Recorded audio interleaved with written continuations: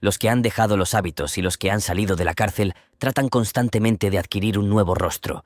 Lo que quieren es un aspecto sin pasado, pero han encontrado ya a personas que saben que reflejan el futuro en su rostro y que son lo bastante corteses con ustedes, amantes del presente, como para adquirir un semblante sin futuro. El egoísmo es la ley de la perspectiva en el campo de la percepción, que hace que aparezca grande y pesado lo que está próximo, mientras que todo pierde su magnitud y su peso a medida que se va alejando. El mejor resultado de una gran victoria es que libera al vencedor del miedo a una derrota. ¿Por qué no puedo ser vencido alguna vez?, se dice. Ahora puedo permitirme ese lujo. Reconozco a los espíritus que buscan el descanso por los numerosos objetos oscuros de los que se rodean. Quien quiere dormir deja a oscuras su habitación o se mete en una cueva. Esto va para los que ignoran lo que buscan con más empeño y les gustaría saberlo. Quien renuncia plenamente y durante mucho tiempo a algo, cuando por casualidad encuentra aquello a lo que ha renunciado, creerá que casi lo ha descubierto. Pero ¿qué suerte tiene quien descubre? Debemos ser más astutos que las serpientes, que permanecen largo tiempo expuestas al mismo sol. Todo lo vinculado a mí, tanto en la naturaleza como en la historia, me habla, me alaba, me impulsa hacia adelante, me consuela.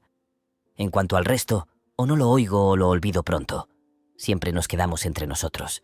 Se dice que se está harto de los hombres cuando ya no se puede digerirlos porque se tiene el estómago lleno de ellos.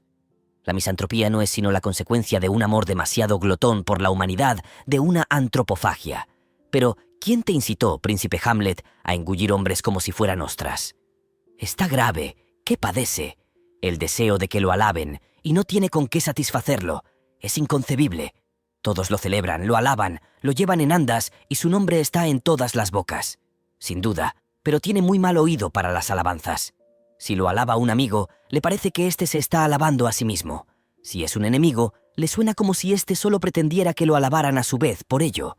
Y si, por último, quien lo alaba no es ninguna de ambas cosas, y como es tan célebre apenas quedan de estos, se ofende porque el individuo en cuestión no quiere tenerlo ni por amigo ni por enemigo.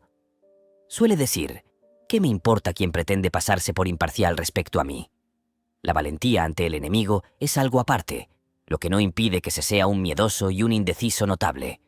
Así pensaba Napoleón de Murat, el hombre más valiente que conoció, de lo que se deduce que los enemigos declarados resultan indispensables para ciertos hombres, pues estos últimos han de elevarse a la altura de su propia virtud, de su virilidad y de su alegría. Hasta ahora ha seguido a la multitud, de la que es su apologista, pero llegará un día en que será su adversario. Es que la sigue con la creencia de que su pereza se verá recompensada por ello, y todavía no se ha dado cuenta de que la multitud no es lo bastante perezosa para él, que empuja continuamente hacia adelante, que no permite que nadie se quede rezagado, con lo que le gusta a él quedarse rezagado. Cuando el agradecimiento de muchos hacia uno pierde todo pudor, surge la gloria. A. Eres un corruptor del gusto. Todo el mundo lo dice. B. Por supuesto. Corrompo el gusto de cada uno por su partido, y ningún partido me lo perdona. Quien sabe que es profundo se esfuerza por ser transparente. Quien quiere parecer profundo a los ojos de la multitud se esfuerza en ser oscuro. Pues la multitud estima que es profundo todo aquello cuyo fondo no logra ver. Tiene tanto miedo a ahogarse. El parlamentarismo, es decir, el permiso público para elegir entre 5 opiniones políticas fundamentales, favorece a quienes les gustaría parecer independientes, individualistas y luchar por sus opiniones. Pero, a fin de cuentas, es indiferente que se le imponga una sola opinión al rebaño o que se le permitan 5 opiniones. Quien parte de las 5 opiniones fundamentales tendrá siempre en su contra a todo el rebaño. Quien ha poseído hasta hoy la elocuencia más persuasiva. Ningún otro que el redoble del tambor. Mientras los reyes dispongan de él, seguirán siendo los mejores oradores y agitadores de los pueblos. Pobres príncipes gobernantes, todos sus derechos se convierten ahora insensiblemente en pretensiones que pronto se transforman en arrogancias. Basta que digan «nos» o «mi pueblo», para que de inmediato esa vieja maliciosa que es Europa se sonría. Verdaderamente, un maestro de ceremonias del mundo moderno guardaría poco protocolo con ellos, tal vez decretaría que los soberanos se pongan detrás de los advenedizos. Al hombre superior le falta en Alemania un gran instrumento educativo, el carácter risueño de los hombres superiores, quienes no se ríen en ese país. Hay que liberar a los alemanes de la conjunta obsesión por su Mefistófeles y por su Fausto. Son dos prejuicios morales contra el valor del conocimiento. Los pensamientos son las sombras de nuestros sentimientos, siempre son más oscuros, más vacíos, más simples que estos. Los espíritus libres se toman también libertades con la ciencia y provisionalmente se las conceden, mientras la Iglesia siga en pie. En este aspecto están ahora en un buen momento. De esos dos, el primero no hará sino seguir a otros y el segundo irá siempre adelante, a donde los lleve el destino. Y sin embargo, el primero aventaja al segundo en virtud y en ingenio.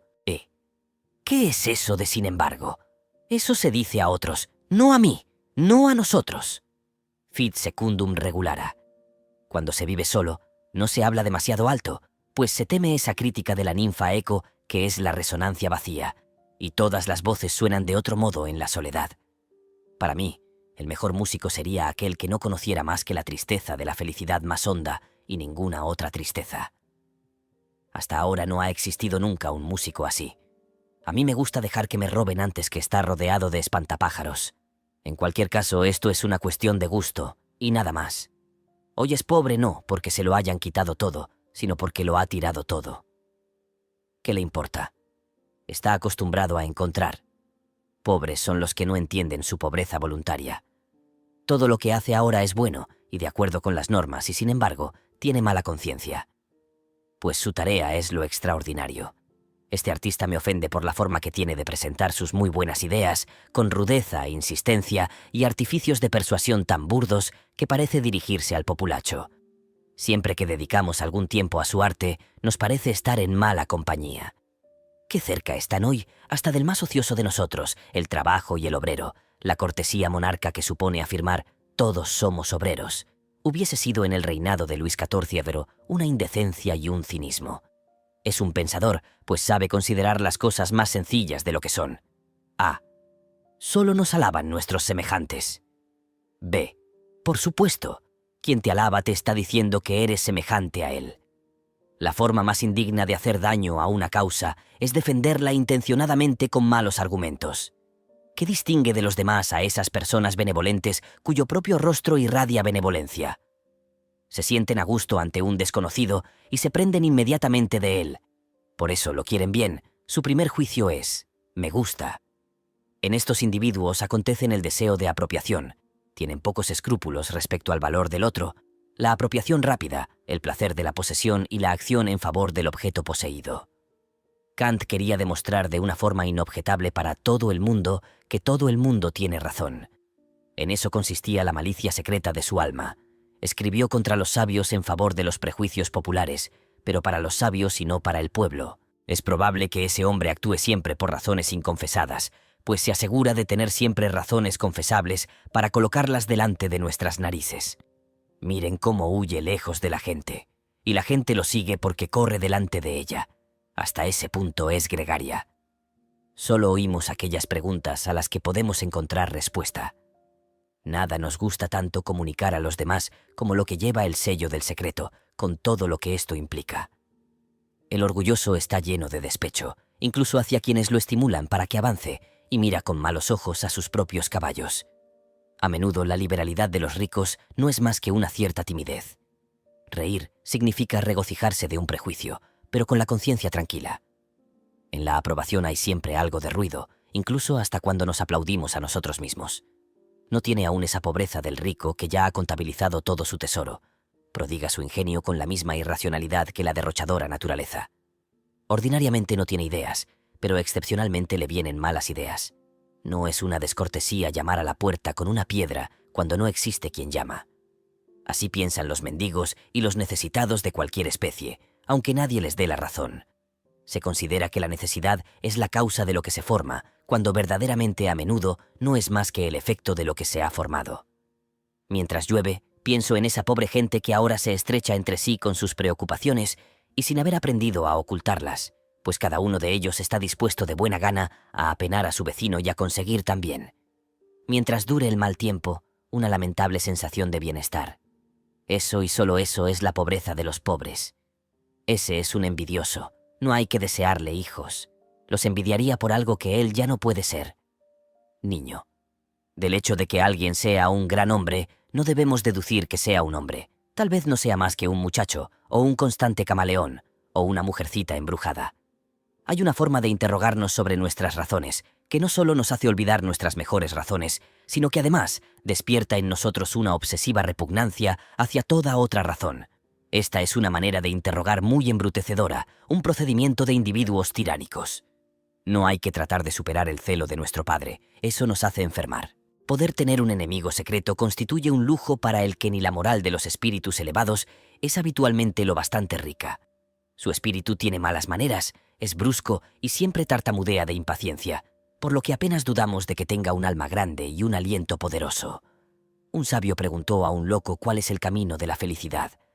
Este le contestó de inmediato como si le hubieran preguntado el camino de la ciudad más cercana. «Admírate a ti mismo y pasa el día en la calle». «¡Alto!», dijo el sabio. «Pides demasiado. Basta con admirarse a uno mismo». Replicó el loco. «¿Y cómo ibas a estar admirando continuamente sin estar despreciando continuamente?» La virtud solo da la felicidad y una cierta forma de salvación a quienes tienen fe en su virtud, no a esas almas más sutiles cuya virtud consiste en desconfiar profundamente de sí mismas y de todas las virtudes. Observemos que también aquí quien salva es la fe, y no la virtud.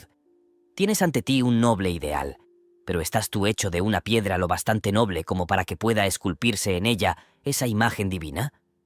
Y además, ¿todo tu trabajo no consiste más que en una bárbara escultura, en una profanación de tu ideal? Con una voz potente, es casi imposible pensar cosas sutiles.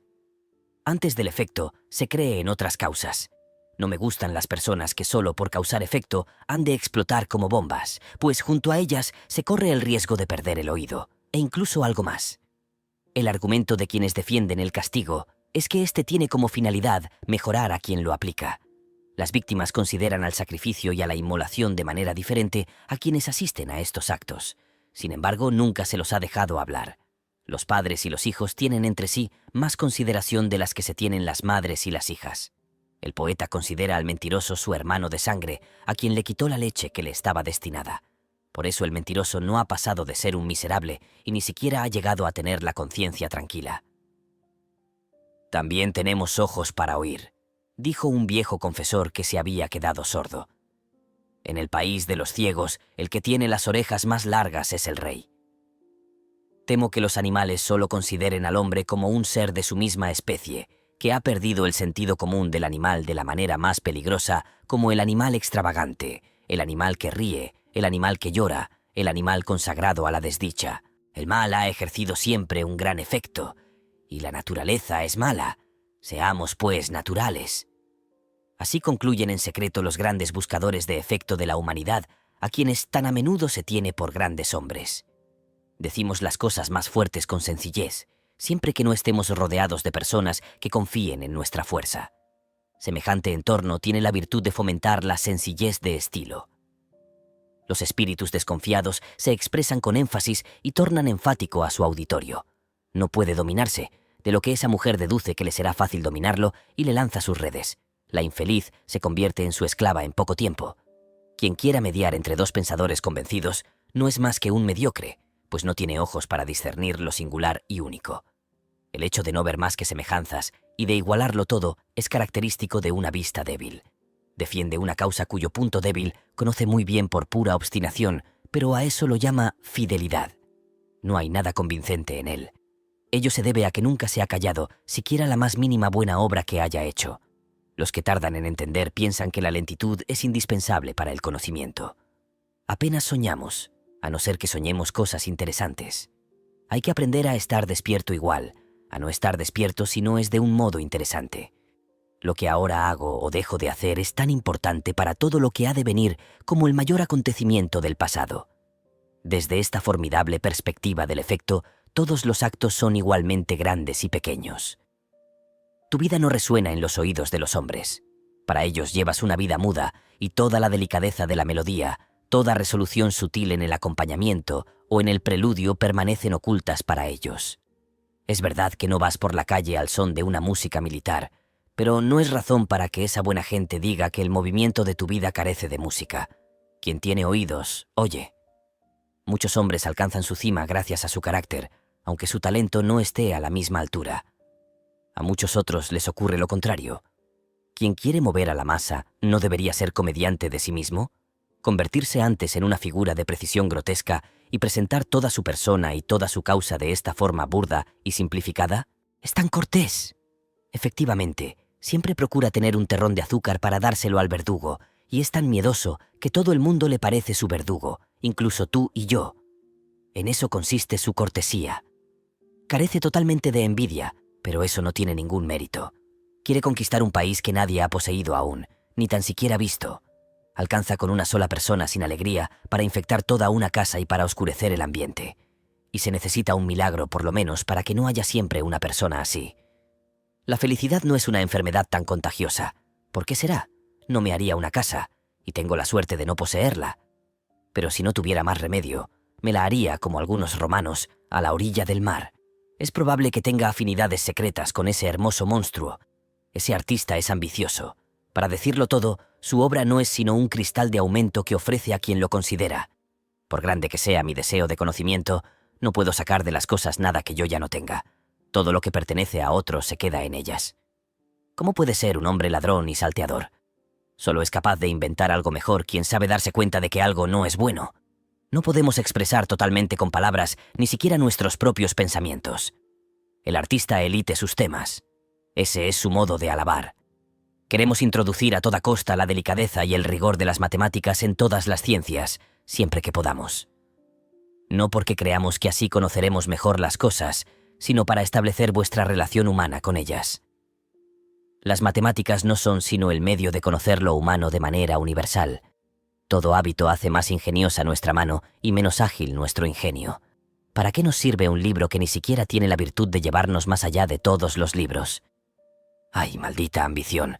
En esta alma no existe el modo alguno la renuncia al yo, sino que mora un yo que ansía todas las cosas, que quisiera tomar con sus propias manos y ver tanto a través de muchos individuos como de sus propios ojos. Un yo que recuperase también todo el pasado, que no quisiera perder nada de lo que pudiese pertenecerle. ¡Ay, llama maldita de mi ambición! Si ludiera renacer en 100 seres. Quien no conozca por experiencia este lamento, no conoce tampoco la pasión del que busca el conocimiento. Aunque los jueces de brujas más ácidos y las propias brujas estuviesen convencidos del carácter culpable de la brujería, la culpabilidad Ro sería menos inexistente. Lo mismo sucede en toda culpabilidad. Las naturalezas grandiosas sufren de modo diferente al que lo imaginan quienes los veneran. Sufren más duramente las depresiones infames y mezquinas de muchos malos instantes, simplemente porque dudan de su grandeza y no por los sacrificios y el martirio que les exige su tarea. Cuando Prometeo se apiada de los hombres y se sacrifica por ellos, es feliz y grande ante sí mismo, pero cuando envidia a Júpiter los homenajes que le rinden los mortales, entonces sí que sufre. Es mejor seguir en deuda que pagar con una moneda que no lleve nuestra imagen. Así lo quiere nuestra soberanía. Llega el día en que alcanzamos nuestra meta, y entonces advertimos con orgullo el largo viaje que hicimos para llegar hasta allí. La verdad es que no nos habíamos dado cuenta totalmente de que estábamos viajando. Íbamos así, tan lejos que en cada nueva etapa pensábamos estar siempre en nuestra casa. Quien está siempre profundamente absorto se encuentra por encima de toda perplejidad. A. ¿Qué dices? ¿No quieres que te imiten? B. No quiero servir de ejemplo para imitar. Quiero que cada uno se proponga algo, de la misma manera que hago yo. A. Entonces, todo hombre de las profundidades encuentra la felicidad igualando a los peces voladores y jugando en las crestas más altas de las olas. Así, considera que lo mejor que tiene el contacto de las cosas es que éstas tengan una superficie, su epidermidad, valga la expresión. Más de uno ignora lo rico que es, hasta que un día se da cuenta de que incluso los más ricos se vuelven ladrones cuando entran en contacto con él. Nadie que haya triunfado cree en el azar. El bien y el mal son los prejuicios de Dios, dijo la serpiente. Uno solo se equivoca siempre, pero con dos empieza la verdad. Uno solo no puede demostrar nada, pero alcanza con dos para que ya no se los pueda refutar. ¿Qué es la originalidad? Es ver algo que aún no tiene nombre, que todavía no puede denominarse, aunque esté a los ojos de todos. Los hombres suelen ser de tal modo que para ver algo necesitan antes que ello tenga un nombre. Con gran frecuencia los originales han sido quienes han puesto nombres a las cosas. Ah, Cada vez te alejas más rápido de los vivos. Pronto te borrarán de sus listas. B. Es la única forma de compartir el privilegio de los muertos. A. ¿Qué privilegio? B. El de no morir ahora. Cuando amamos, deseamos que nuestras faltas queden ocultas, pero no por vanidad, sino para no hacer sufrir al ser amado. En realidad, al amante le gustaría parecer divino, y ello tampoco por vanidad. Lo que hacemos nunca es atendido, sino alabado o criticado. ¿Qué son, en última instancia, las verdades del hombre, sino sus errores irrefutables? Quien tiene grandeza es cruel con sus virtudes y con sus condiciones secundarias. Una gran meta nos hace superiores incluso respecto a la justicia, no solo a nuestros actos y a nuestros juicios. Adelantamos al mismo tiempo a nuestro mayor dolor y a nuestra mayor esperanza, en que hay que establecer de una forma nueva el peso de todo. Debes llegar a ser el que eres. En la compasión, mis esperanzas, al que siempre quiere avergonzar, evitarle la vergüenza a alguien, no avergonzarse ya de uno mismo.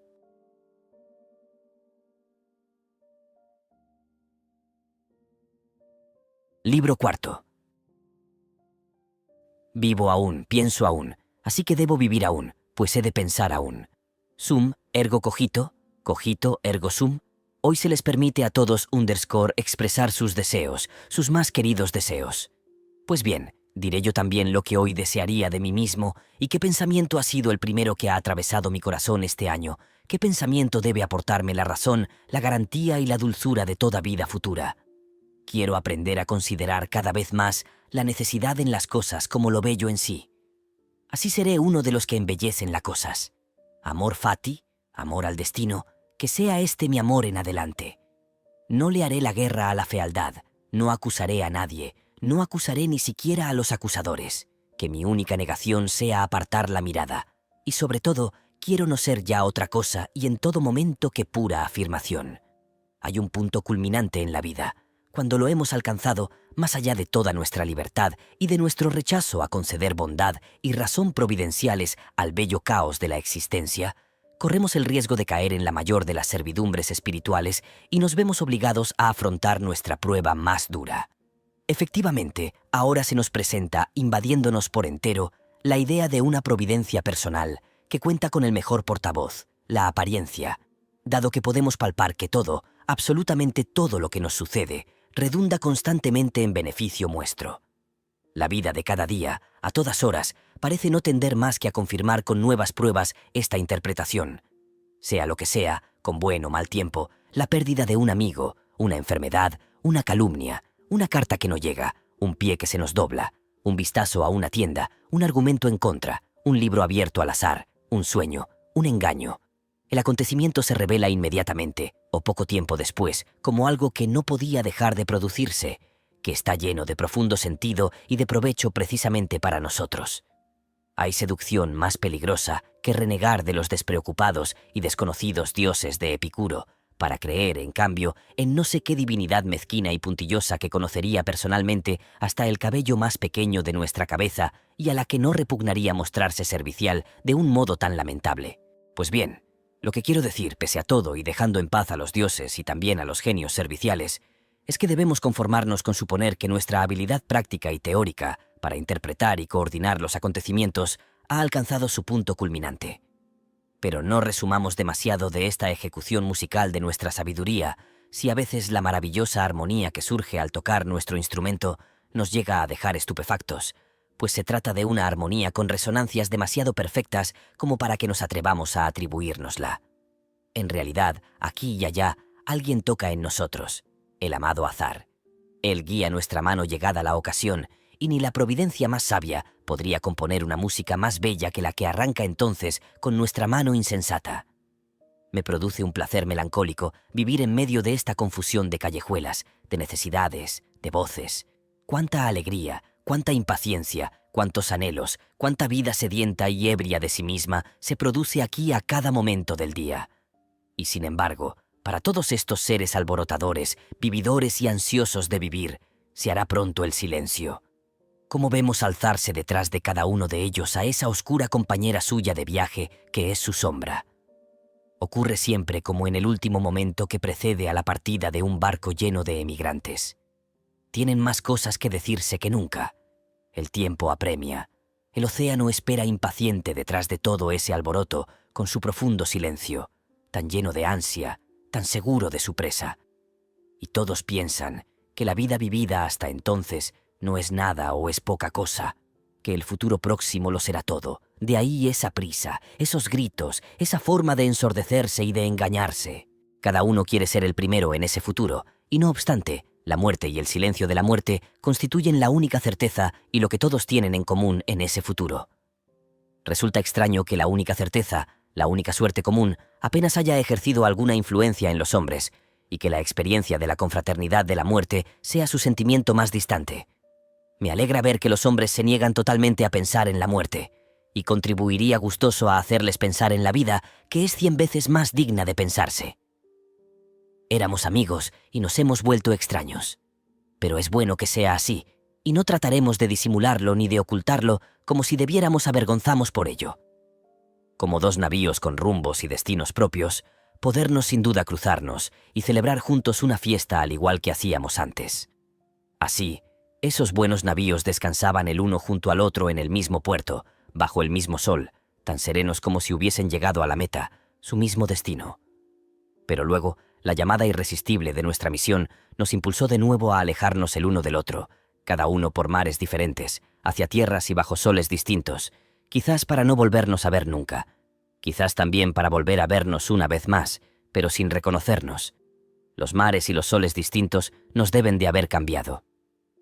La ley que existe por encima de nosotros quiso que llegásemos a ser extraños el uno al otro. Por eso mismo, debemos respetarnos más entre nosotros. Por eso mismo debe resultarnos más sagrada nuestra antigua amistad. Es probable que exista una inmensa curva invisible, una inmensa vía estelar donde nuestros rumbos y metas divergentes se hallen inscritos como ínfimos trayectos. Elevémonos a este pensamiento. Pero nuestra vida es demasiado breve, nuestra vista es demasiado débil para que podamos ser más que amigos en el seno de esta posibilidad sublime. Por eso queremos creer en nuestra amistad de estrellas, aunque debamos ser enemigos en la tierra. Sería necesario entender un día, y probablemente ese día esté cerca, qué es lo que falta en nuestras ciudades. Lugares silenciosos, espaciosos y amplios, dedicados a la meditación, provistos de altas y largas galerías para evitar la intemperie o el sol demasiado ardiente, donde no penetre rumor alguno de coches ni de gritos y donde, por una sutil urbanidad, se prohíba incluso que el sacerdote rece en voz alta.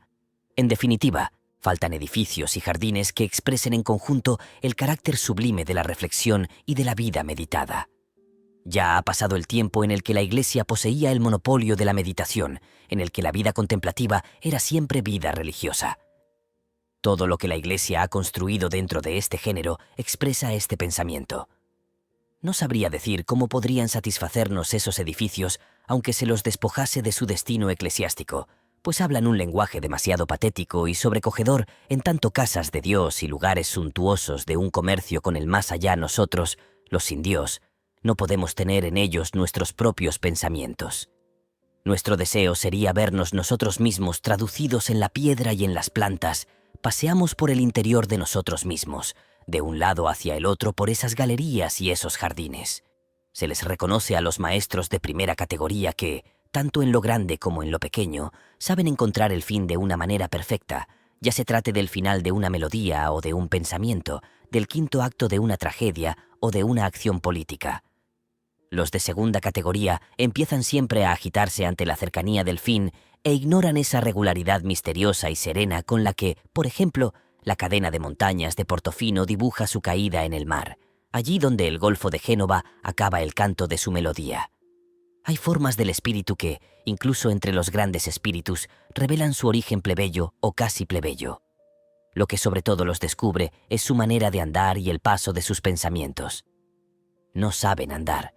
Así, Napoleón, para lamento suyo, no sabía andar de manera principesca y legítima en las circunstancias propicias, como en los grandes desfiles de una coronación y en otras ceremonias análogas.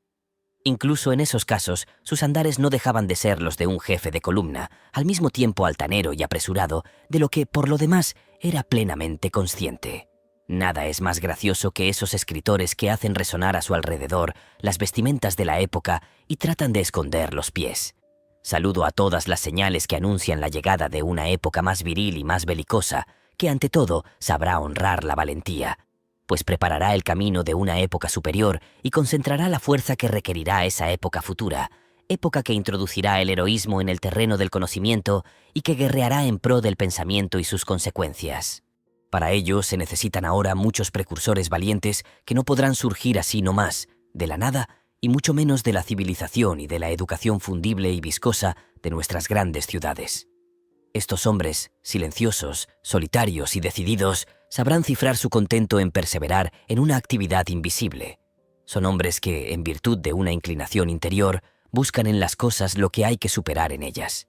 Hombres para quienes la alegría, la paciencia, la sencillez, el desprecio de las grandes vanidades les son tan propios como la generosidad en la victoria y la indulgencia hacia las pequeñas vanidades de todos los vencidos. Hombres dotados de un juicio perspicaz respecto a todo vencedor y conscientes del grado de azar que hay en toda victoria, en toda gloria. Hombres que tienen sus propias fiestas, sus propios días laborables, sus propios días de luto, acostumbrados a mandar con seguridad y dispuestos también a obedecer, cuando llegue el caso, siempre igualmente orgullosos, sirviendo igualmente a su causa. Hombres más expuestos al peligro, más fecundos, más felices. Porque el secreto para cultivar la existencia más fecunda y más gozosa consiste en vivir peligrosamente. Construyan sus ciudades a los pies del Vesubio, envíen sus barcos a mares sin explorar, vivan en pie de guerra con sus semejantes y con ustedes mismos, sean hombres que buscan el conocimiento o saqueadores y conquistadores si no pueden ser dominadores y propietarios. Pronto pasará el tiempo en que les alcanzaba convivir ocultos en los bosques como ciervos espantados. Por fin el conocimiento va a extender la mano hacia lo que le es propio. Este deseará reinar y poseer, y ustedes reinarán y poseerán con él. Pocas personas tienen por lo general fe en sí mismos. De aquellos que la tienen, algunos la reciben de forma innata, como una ceguera útil o un oscurecimiento parcial de su espíritu, que no verían si pudiesen verse a sí mismos a fondo. Otros han de adquirirla antes.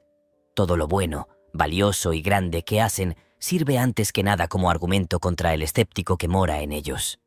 La cuestión está en convencerlo o en persuadirlo, y para ello casi necesitan ser unos genios. Son los grandes insatisfechos de sí mismos. Ya no rezarás jamás, ya no adorarás jamás, ya no descansarás jamás en una confianza ilimitada. Ahora te prohíbes detenerte ante una sabiduría última, una bondad última, un poder último, y a dar rienda suelta a tus pensamientos. No tienes un amigo ni un guardián permanente para tus 7 soledades. Vives sin gozar de la vista en una cordillera que tiene nieve en la cumbre e incandescencia en el corazón. Para ti, no hay ya quien te vengue ni quien te mejore a último momento. Ya no tiene razón de ser lo que sucede, ni habrá amor en lo que te acontecerá. Ya no hay ningún lugar de descanso abierto para tu corazón, donde solo haya que encontrar sin buscar.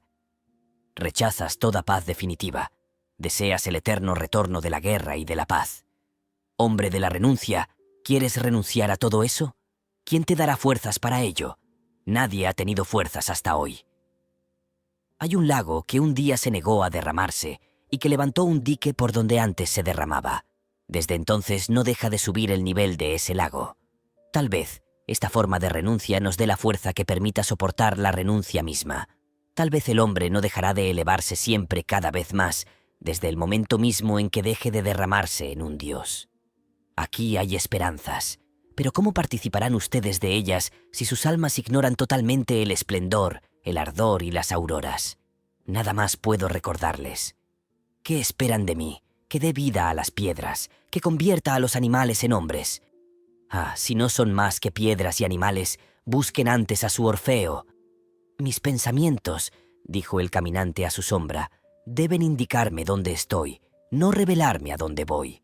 Me gusta ignorar el futuro y no quiero sucumbir a la impaciencia ni saborear anticipadamente lo prometido. Me parece que la mayor parte de los hombres no cree en las elevadas tonalidades del alma, a menos que se trate de instantes, de cuartos de hora, a lo sumo, y a excepción de esos raros seres que conocen por experiencia una duración más prolongada del sentimiento elevado. Pero que el hombre sea de una exaltación única, la encarnación de un estado sublime del alma, no ha sido hasta ahora más que un sueño, una ensalzada posibilidad. La historia no nos ofrece ningún ejemplo fiable de ello. Y sin embargo, ésta podría dar a luz a semejantes hombres una vez creada y establecida una multitud de condiciones previas, que ni el mejor golpe de suerte podría provocar aún. Tal vez esas almas futuras conocerán como un estado usual lo que hasta ahora no se ha producido más que durante instantes en nuestras almas, como una excepción sentida con estremecimiento, un movimiento incesante entre la altura y la profundidad y el sentimiento de lo alto y de lo profundo, como subir continuamente por una escalera y a la vez descansar en las nubes. Cuando se considera cómo actúa en todo individuo una justificación filosófica integral de su forma de vivir y de pensar, del mismo modo que un sol que calienta, bendice y fecunda, que no brilla más que para él, que lo absuelve de alabanza y de censura, que le permite bastarse a sí mismo, que lo hace rico y generoso en felicidad y en benevolencia, que tiene la virtud de convertir constantemente el mal en bien, que consigue que florezcan y maduren todas las fuerzas, y que extirpa la cizaña grande y pequeña del pesar y del despecho. Cuando se considera todo esto, digo, no podemos sino exclamar con nostalgia: qué pena que no puedan crearse muchos nuevos soles así. El malo, el desgraciado y el hombre excepcional deben tener también su filosofía, su derecho propio, su rayo de sol. Lo que necesitan no es que se los compadezca. Debemos desechar este impulso del orgullo, pese a todo lo que la humanidad ha hecho hasta hoy, para ejercitarse en ello durante tan largo tiempo. No son confesores, ni exorcistas, ni repartidores de bendiciones lo que tendríamos que instituir para ellos. Lo que falta es una nueva justicia, una nueva consigna, nuevos filósofos. También la tierra moral es redonda. También la tierra moral tiene antípodas. También quienes allí se encuentran tienen derecho a existir. Hay todavía un mundo por descubrir, y más de uno. Ha llegado la hora, filósofos. Levemos anclas. Dar estilo a nuestro carácter constituye un arte grande y raro. Lo ejerce quien comprende toda la fuerza y la debilidad que ofrece su naturaleza y sabe luego integrarlo también a un plan artístico que cada elemento aparece como un fragmento de arte y de razón hasta el punto de que aún la debilidad tiene la virtud de fascinar a la mirada. Aquí se ha añadido una gran masa de segunda naturaleza, allí se ha suprimido un trozo de primera naturaleza, en ambos casos a costa de un ejercicio paciente, de una labor diaria. Aquí se ha disimulado la fealdad que no se podía eliminar. Allí ha sido ésta transfigurada hasta adquirir un sentido sublime.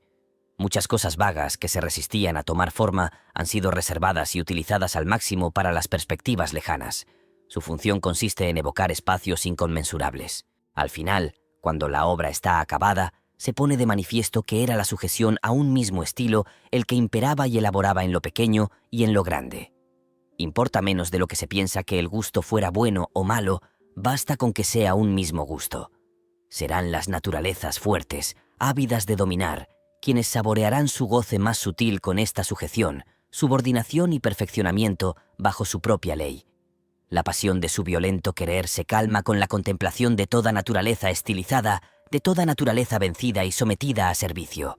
Incluso cuando han de construir palacios y hacer jardines, les repugna dar rienda suelta a la naturaleza. Por el contrario, las naturalezas débiles, que no han sido capaces de instruirse, odian subordinarse al estilo, pues sienten que si sufrieran esta amarga sujeción, se volverían vulgares, se convertirían en esclavos. Por eso los horroriza servir. Tales espíritus, que pueden ser de primera categoría, declaran que ellos y quienes los rodean son naturalezas libres, salvajes, arbitrarias, caprichosas, desordenadas, sorprendentes, y así se interpretan. Hacen bien, ya que solo de este modo se hacen bien a sí mismos. Porque lo necesario es que el hombre llegue a estar contento de sí mismo, independientemente de que ello lo consiga con este o con aquel tipo de arte o de poesía, pues solo entonces ofrece el hombre un aspecto realmente soportable. El descontento de sí mismo impulsa continuamente a la venganza. Nosotros seremos sus víctimas, aunque más no sea por tener que soportar su horrible aspecto. Es que la visión de la fealdad nos hace malos y sombríos. He estado contemplando durante un buen rato esta ciudad con sus villas y sus jardines de recreo, su amplio círculo de colinas y sus laderas habitadas. Al final se me ocurre decir que veo los rostros de generaciones pasadas.